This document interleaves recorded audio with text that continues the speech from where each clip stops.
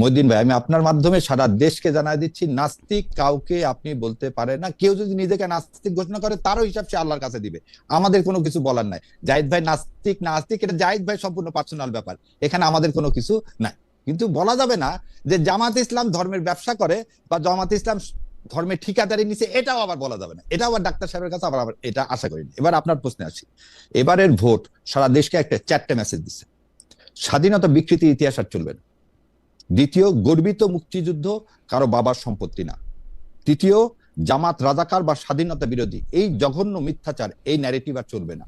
চার, ভারতীয় আধিপত্যবাদ চলবে না।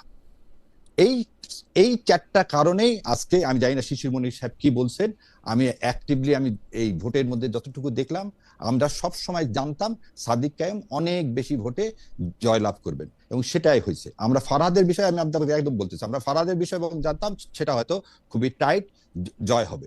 আবার এজিএস এর বিষয়ে জানতাম সে অনেক ভোটে জয়লাভ করবেন। আর ঝুমার ব্যাপারে আমরা ওভার কনফিডেন্ট ছিলাম। কি কারণে আপনারা এটা বলি, ঝুমাকে সবচেয়ে বেশি ট্যাগিং করা হয়েছে, আল্লাহ তাকে বিজয় দান করছেন। সো এবারে আপনার কথায় আসি যে ইসলাম, একটু আগে বললেন আমার ডাক্তার সাহেব যে ইসলাম কায়েম করা সবার দায়িত্ব।